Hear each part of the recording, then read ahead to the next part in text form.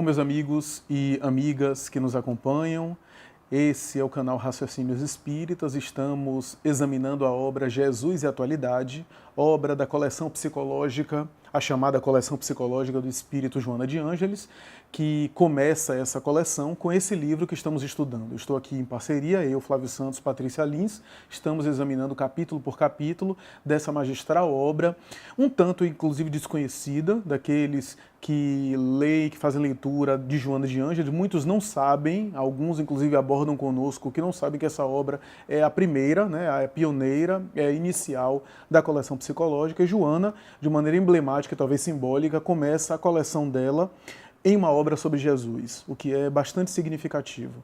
E nesse vídeo estamos a examinar o tema, que é o título do capítulo 4, chamado Jesus e Amor. Falar desse tema é já algo que eu estava comentando aqui com Patrícia, algo que para mim é desafiante, porque é um tema que é tão abrangente, né? Nós falamos sobre o amor e nunca se esgota, porque é o lema central do Espírito, né? Diria que é o tema central do Espírito, né? Diante da lei divina natural, diante das leis morais, diante do Evangelho. Por isso que Jesus ensinava o amor como sendo o centro da sua doutrina, porque é a finalidade básica do existir, né? É a mola propulsora do progresso, ao mesmo tempo o objetivo, é o fanal da evolução, né? Deus é amor, dizia João Evangelista, né? Numa linguagem simbólica, o que significa dizer que do amor fomos gerados e para o amor voltaremos, nesse sentido evolutivo da palavra. Portanto, falar sobre o amor a mim é difícil, não por ausência de informação, ausência de dado, mas justamente pela abundância deles, né? Pela quantidade de informações e de dados e de mensagens e de discursos sobre o amor, a ponto de a gente ter dificuldade de delimitar quando a gente vai falar um tema, abordar um tema sobre o amor, né? Tentando de alguma forma fazer um enfoque do amor com a mensagem específica com o tema. No caso em pauta é Jesus e Amor. E tentaremos agora centralizar esse tema bastante subordinado, vinculado, porque falar de amor de uma maneira tão abrangente, de uma maneira tão rica, que a gente ficaria aqui a noite toda e não se esgotaria, né? Eu me lembro que Joana, quando foi psicografar uma das obras dela, se não me engano, Garimpo de Amor, Divaldo contou que ela apareceu de uma maneira bastante especial, inclusive vestida de uma forma diferente. Ele até brinca, parecia aquelas fadas de Walt Disney, que apareceu para ela e disse, vamos começar a escrever uma obra sobre o amor. Eu disse, outra, ele falou. A gente falou amor, imbatível amor, né? A gente falou libertação pelo amor, tanta obra, mestre de amor, tanta obra sobre amor.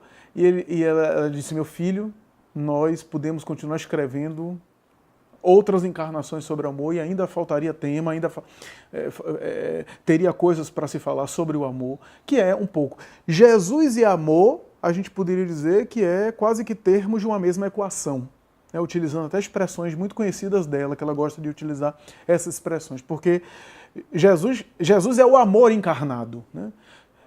E aí eu já começo passando para a Patrícia, mas conectando com o tema do capítulo anterior. Se nós estamos falando sobre a humanidade de Jesus, e Joana começa o capítulo falando sobre a figura humana dele, no amor, nós temos essa interseção entre o humano e o divino.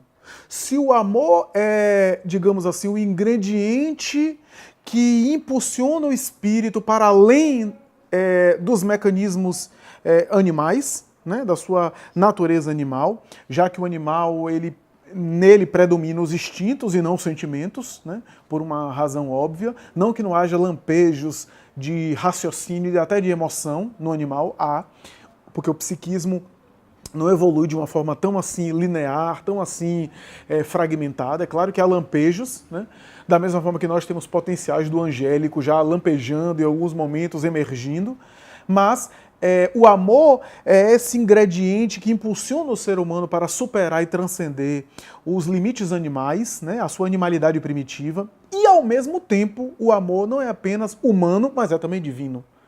O amor é um elemento que envolve tanto a humanidade quanto a pós-humanidade, ou seja, a experiência pós-humana, além do humano. Então é interessante isso, porque Jesus centraliza a sua doutrina no amor também por isso. Porque o amor é esse recurso evolutivo da humanidade, tornando o humano cada vez mais humanizado no sentido positivo, cada vez humanamente mais belo, né? Mais elevado, mas ao mesmo tempo o amor não é só humano, tem uma dimensão divina. É humano e divino ao mesmo tempo. Interessante porque Jesus é humano e divino, amor é humano e divino, né? E Jesus é a representação do amor na Terra, não o amor no sentido mais primitivo da palavra, mas o amor na sua feição mais nobre, na sua feição mais elevada, que abarca os outros estágios evolutivos, mas ao mesmo tempo transcende a esses estágios mais imaturos da criatura, né? Perfeito. E quando o Flávio fala de Jesus e essa abordagem do amor como uma essência da própria vida, né? Jesus, ele tinha uma comunhão perfeita, uma unidade com Deus. E é interessante porque o que ele buscava mostrar é que é justamente através do amor que nós podemos alcançar a nossa individualidade, ou melhor, que nós podemos alcançar a nossa plenitude, preservando a nossa individualidade. Porque ele houvera conseguido a unidade com Deus justamente como um ápice do exercício do seu amor próprio, esse desejo irresistível de evolução e essa condensação do amor divino que espraiava ao redor de toda a humanidade.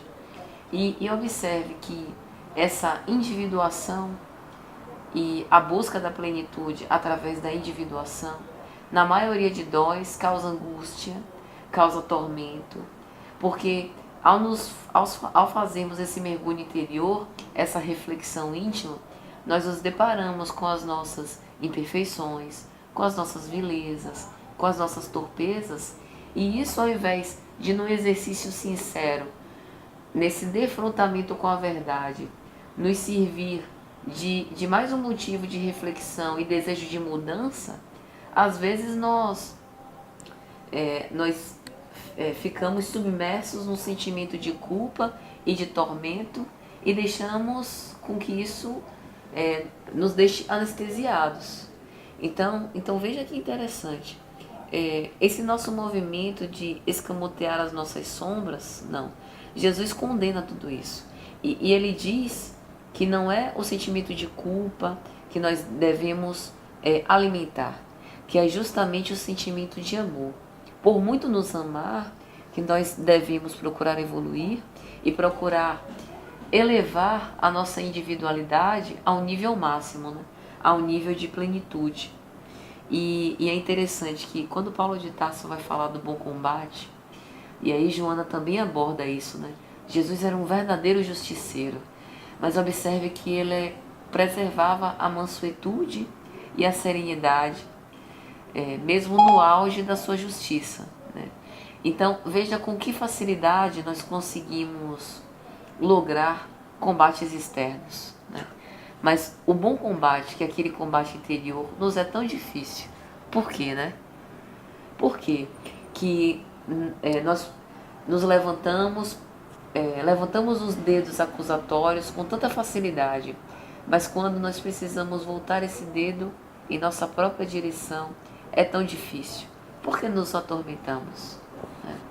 E é através desse amor-terapia, como Joana de Ângeles também costuma dizer, que nós podemos nos perdoar, nos identificar no atual estágio que estamos e a partir dessa sinceridade para conosco é que nós poderemos lograr patamares evolutivos maiores, né?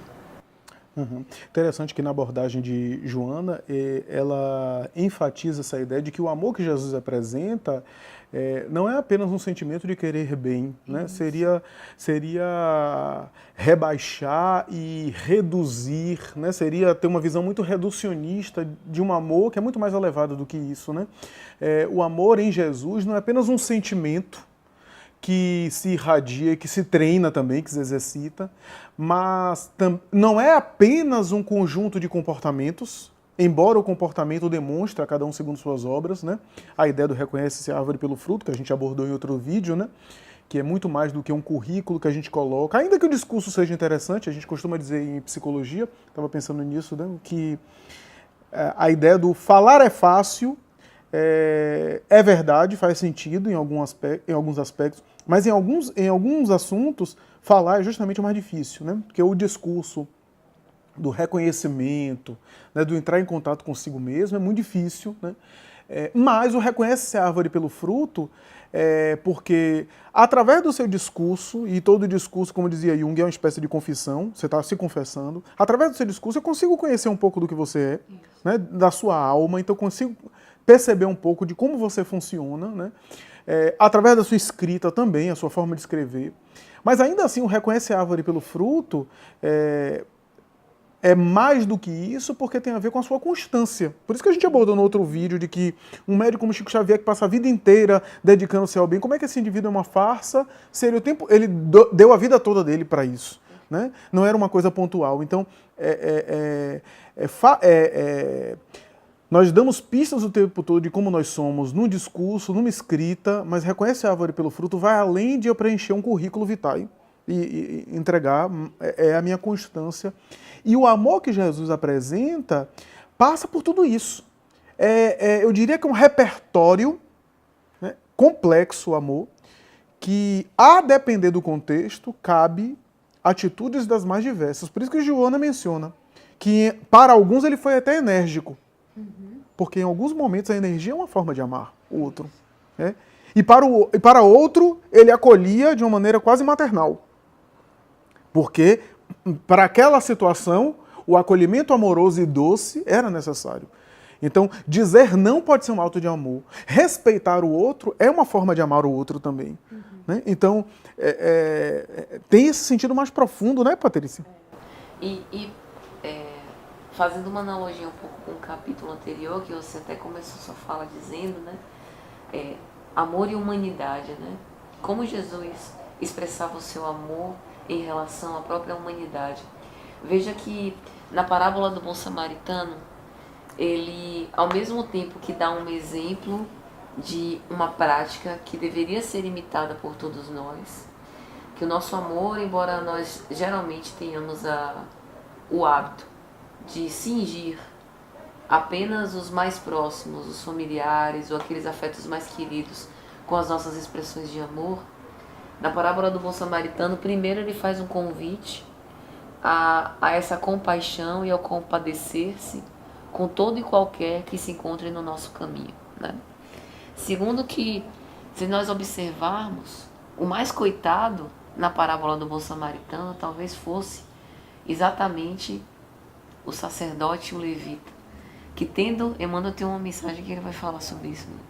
Que tendo conhecimento, eu acho que até sobre compaixão a mensagem, que tendo conhecimento sobre as verdades eternas, tendo essa informação da transcendência divina e sabendo eles que o amor realmente transcende o parentesco corporal e abarca toda a humanidade, eles não pararam para atender o bom samaritano. E um outro aspecto interessante é que esse amor à humanidade inteira, como o Flávio falou há pouco tempo atrás, há alguns minutos atrás, ele também pode ser exercido através de uma prática. Então, observe que as expressões do amor, ela se dá através de nuances. Se hoje, por exemplo, nós conseguimos só nos respeitar, conviver harmoniosamente, sem transgredir a lei, sem nos agredir mutuamente, isso já é uma expressão de amor. Porque antigamente nós vivíamos numa barbárie e nos matávamos em espetáculos sanguinolentos, né? Causando dores excruciantes aos outros e rindo, né? E fazendo com que aquilo dali fosse para nós uma distração. Veja os circos romanos, né? Que absurdo que nós protagonizamos. Então, se hoje nós conseguimos viver de uma forma cordial, já é uma expressão bastante sutil do amor. Chegará o tempo em que nós amaremos a todas as crianças do mundo como amamos os nossos filhos, né? E que teremos o mesmo cuidado e querer bem para essa humanidade, assim como queremos os nossos parentes mais próximos. Então o amor, ele se dá aos poucos. Eu já vi uma confreira nossa dizer que Só o que vale é o amor sem limites de Jesus. Mas observe que para Jesus chegar nesse amor sem limites, ele foi experimentando um amor aos poucos. Então vale também o amor limitado, né? Vale também as pequenas expressões. Porque se nós não ensaiarmos nessas pequenas expressões, nós nunca chegaremos a esse padrão crístico. Concordo plenamente, concordo plenamente. A evolução não dá saltos, né? E as primeiras experiências evolutivas são os primeiros degraus que vão nos guiar aos outros degraus, né? Às vezes a gente acha que a santificação, ou a transcendência, ou a transfiguração espiritual se dará através de uma atitude especial da alma, de um momento para o outro, que vai coroar ela de um martírio ou de um holocausto. Mas, na verdade, os grandes espíritos, eles transcenderam por uma persistência no bem, o ideal no bem. Eu me lembro que Emmanuel falou isso em relação a Paulo, em Paulo Estevão. Ele diz mais ou menos assim, no prefácio da obra: entre ele e Jesus havia um abismo que Saulo soube ultrapassar ao longo dos anos. Ao longo dos anos. E ele ainda enfatiza dizendo, apesar de ter sido chamado, não foi poupado de pedradas, de açoites, de perseguição, de calúnias, de crítica, de abandono. O que significa dizer que ele tinha as provas dele. Até porque ele tinha os débitos dele, né? E ele precisava passar pelas experiências, né? Então isso é interessante. E uma outra coisa interessante é a última frase do capítulo, quando Joana diz assim: tornou-se e prossegue como sendo o símbolo do amor integral em favor da humanidade, a qual auspicia um sentimento humano profundo e libertador. Ou seja, ela está conectando a humanidade, né, o capítulo anterior, com esse sentimento humano profundo, né, que é o amor, né, colocando Jesus como símbolo do amor integral. E é interessante porque ela diz, ele consolava e acolhia a criatura e, ao mesmo tempo, educava e disciplinava a criatura para se corrigir, se superar, né? E, ao mesmo tempo, ele invectivava contra a farsa farisaica, ele, ao mesmo tempo, chamava a atenção da hipocrisia, ele, ao mesmo tempo, em alguns momentos, foi muito enérgico, mas em ambas as situações, em todas, ele agia com amor. É isso que é difícil pra gente, porque quando a gente vai divertir alguém, a gente já diverte até com um pouco de raiva, assim, com um pouco de adrenalina, né? Vendo que isso tá errado. Né? E ele conseguia divertir com energia, mas era todo amor. É difícil pra gente, né, entender isso. Ou, por outro lado, quando a gente entende amor nessa forma de acolhimento, a gente vai num sentimentalismo, que a gente até o pieguismo, a gente até connive com o erro, passa a mão pela cabeça, que também não é assim. Né? Acho que agir com compaixão, misericórdia, incentivando a pessoa a se reerguer, que é a parábola do samaritano, né? E, ao mesmo tempo, conseguir ter a energia para direcionar, com autoridade moral, é claro, direcionar para alguns momentos, chamar a atenção, sem ser rude, sem ser agressivo. Né? Um dos biógrafos de Madre Teresa de Calcutá dizia que ela falava de uma maneira muito seca, né? De uma maneira muito dura, mas ninguém ficava magoado com ela, que havia amor na fala dela. Madre Teresa tinha aquela postura austera, né? Me parece que predominava nela o ânimos, né? A dimensão masculina, a dimensão mais enérgica, mas era interessante porque ela conseguia, o biógrafo fala de uma maneira mais popular, fala assim, ela conseguia dar bronca em todo mundo, mas ninguém ficava chateado com ela. Né? Quer dizer, não é o que se diz também, mas o que se irradia. Né? E isso eu acho que ainda é difícil para a gente compreender. Né? Tem uma nuance na forma de expressão do amor sublime de Jesus que eu também acho interessante, porque é um amor sublime, é um amor sutil, um amor que tem essa facilidade, né, de navegar por diversas nuances, e a gente pode imaginar que por causa da delicadeza do amor, ele pode ser frágil, mas não. Pelo contrário, o amor é forte, né? E é engraçado porque o amor verdadeiro, ele é construído à base de resistência. Joana de Ângeles vai até utilizar uma figura que eu acho bastante emblemática. O amor, ele vai ser construído através dos séculos como um diamante. Então, ele é submetido a fortes pressões, a altas temperaturas, e ele nasce dessa robustez. Mas ele nasce como uma pedra preciosa, né? Que ao ser burilada, que ao ser polida, brilha. E é interessante porque o diamante, ele tem a maior dureza, mas ele preserva uma propriedade química, ele preserva a sua dureza sem deixar de ser belo e sem deixar de demonstrar aquele brilho e aquela delicadeza que lhe é peculiar. E o amor tem isso, né? Perfeito, belíssima figura. Ao mesmo tempo que tem a força, a dureza, né? essa dureza de austeridade, né? De intrepidez, ao mesmo tempo irradia a luz. Veja que ela não usa a figura do cristal, e sim do diamante. Porque o cristal se quebra com facilidade, né? E a verdade é que a força do amor é uma força poderosa, né?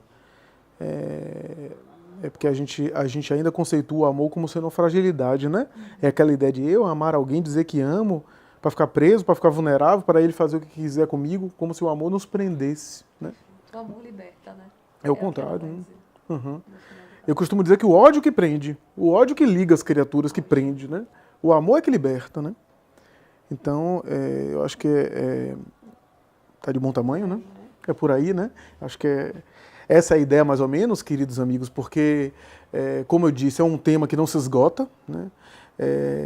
Falar de amor já é difícil, agora falar de Jesus e amor é um negócio de fôlego, então é só para, de alguma forma, ventilar e levantar alguns pontos importantes do texto e, claro, incentivar você, estimular você a ler o texto, né, que é de uma beleza e de uma concisão, né, insubstituível. Então, espero que vocês gostem, né, estamos aqui, acabando por aqui, e até a próxima, se Deus quiser. Eu vou deixar.